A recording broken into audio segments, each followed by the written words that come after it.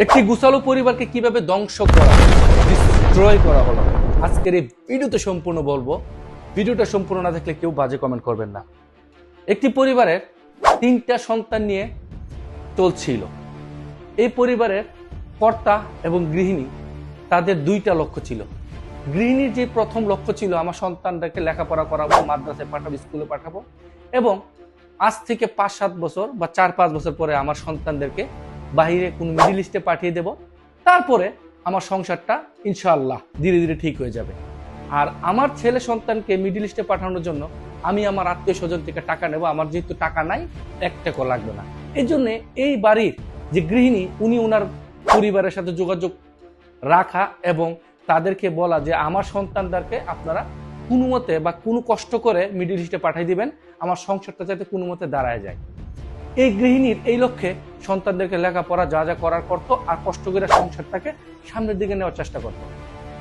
বাড়ির কর্তার ভুলের কারণে সংসারটা টোটালি ডিস্ট্রয় হয়ে গেল। বাড়ির কর্তা কি ভুল ছিল দেখেন। বাড়ির কর্তা 2টা কাজ করতো। এক তো কৃষিকাজ উনি খুব ভালো জানতো, পারদর্শী ছিল। কৃষিকাজের পাশাপাশি যে ব্যবসাটা করতো, এটা ছিল একটা অবৈধ ব্যবসা। এই জন্যে উনি অবৈধ ব্যবসা করতে গিয়ে ওনার যে বাকি 10-12 জনের সাথে ওনার একটা ফ্রেন্ড সার্কেল ছিল, তাদেরকে নিয়ে যে অবৈধ ব্যবসা করতো, তারা তার কাছে জিম্বি ছিল। এই যে ব্যক্তি, উনি তাদেরকে অনেকের জেল হাজতে পাঠাইতো, জরিমানা করতো। এই আতঙ্কে তারা অনেকেই 2-4 মাস 6 মাস জেল পর্যন্ত খাইতেছে এই ব্যক্তির কারণে। তখন তারা কি করলো, এই ব্যক্তিকে কিভাবে ধ্বংস করবে, তারা 5-7 বছর ধরে একটা প্ল্যানিং স্টার্ট করলো, যাকে বলা হয় মাস্টার প্ল্যান।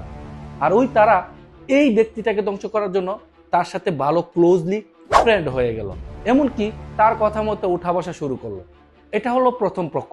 আর এই পরিবারটা সবচেয়ে বড় মিস্টেক, তারা ছিল একটা যৌথ পরিবার। যৌথ পরিবার থেকে এই যৌথ পরিবারের যে সেকেন্ড পার্টি ছিল, ওই সেকেন্ড পার্টি চাচ্ছিল তাদেরকে এই বাড়ি থেকে বের করে দিয়ে পুরোটা বাড়ি আমাদের দখল করবে। আর সেকেন্ড পার্টির টাকা পয়সা ছিল, এই জন্য সেকেন্ড পার্টি তো এইভাবে বলতে পারে না, তোমরা এই বাড়ি ছেড়ে অন্য চলে যাও, বাড়িটা আমাদেরকে দিয়ে দাও। তাই সেকেন্ড পার্টির মাস্টারিং প্ল্যান শুরু করলো, তাদের সংসারটা ঝামেলা সৃষ্টি করলো। তাই সেকেন্ড পার্টি এই ব্যক্তিকে, বাড়ির কর্তাকে কান পরা দিতে শুরু করলো, তোমার বউ ভালো না, তুমি এর থেকে বেটার ডিজার্ভ করো, তুমি তাকে তালাক দিয়ে দাও, এই বউ যতদিন তোমার কাছে থাকবে তোমার পরিবার সুখী হবে না। আর এই দিকটা এই গাদার বাচ্চা গাদা কল্পনা করতে পারে না যে আমার 1.5 যুগের সংসার যদি আমি বউকে তালাক দিয়ে দিই, তাহলে আমাকে রাস্তায় নামতে হবে। সে কি করলো, ওই কান পরা আর ওই দ্বিতীয় পক্ষের কথা শুনে তার বউর উপরে অত্যাচার, অবিচার, জুলুম করা শুরু করলো। এক পর্যায়ে সে তার স্ত্রীকে মাদকাসক্ত করানো বা খাওয়ানোর চেষ্টা করলো। এক পর্যায়ে তার বউ এইগুলা না খেতে পেরে তাকে বলতেছে, তুমি আমাকে ছেড়ে দাও, আমি চলে যাব। কিন্তু সে বলতেছে না, যে তুমি যতদিন পর্যন্ত আমার লেভেলে না আসবে, ততদিন পর্যন্ত তুমি সংসার কি জিনিস বুঝতে পারবে না।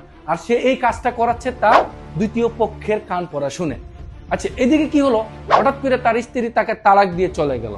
প্রথম পক্ষ, যে তাদের প্রথম পক্ষ ছিল, তারা কি করলো, সাকসেস হয়ে গেল, তার ওয়াইফের সাথে তাকে তালাক করাই দিল।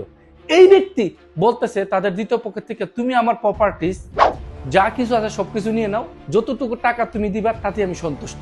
প্রথম পক্ষ সাকসেস হয়ে গেল, তার প্রপার্টিস গুলো লিখিতভাবে তারা নিয়ে নিল, তাকে নামমাত্র কিছু টাকা দিল, দিয়ে তাকে বাড়ি থেকে লাথি মেরে বাড়ি করে দেওয়া হলো। দ্বিতীয় পক্ষ তার সাকসেস হয়ে গেল, তার পরিবারটাকে ধ্বংস করে দেওয়া হলো। এখন এই ব্যক্তি প্রথম পক্ষের কাছে গিয়ে জিজ্ঞেস করতেছে, আমার সবকিছু প্রপার্টিস ফিরিয়ে দাও, আমি এগুলা তোমাদেরকে দিতে চাচ্ছি না। ওই প্রথম পক্ষ বলতেছে, তুমি সবকিছু লিখিতভাবে দিছো, এখন আর তোমার সাথে আমাদের কোনো সম্পর্ক নাই, সো তুমি তোমার রাস্তায় চলে যাও।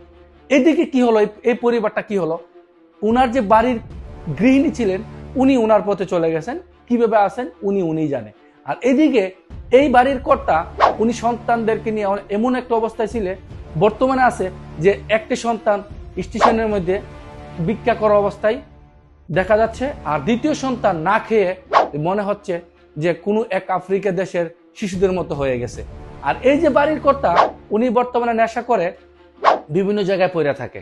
কথা হলো, এই পরিবারটা ধ্বংসের মূল কারণ হচ্ছে এই যে বাড়ির কর্তা ছিলেন, ওনারই দোষটা ছিল।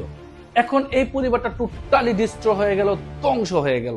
এই পরিবারটা থেকে একটা শিক্ষা নেওয়ার আপনাদেরকে উচিত, কোনো দিন বা কোনো সময় কখনো কারো কথা শুনে পরিবারের উপরে অত্যাচার জুলুম করবেন না, এতে করে নিজেরই ক্ষতি। এই পরিবারটা একটা জ্বলজ্বন্ত প্রমাণ। ফ্রেন্ডস, ভিডিওটা ভালো লাগলে শেয়ার করবেন, এবং নতুন কোনো কিছু নিয়ে ভিডিও তৈরি করতে চাইলে সত্য কাহিনী বলার চেষ্টা করবেন।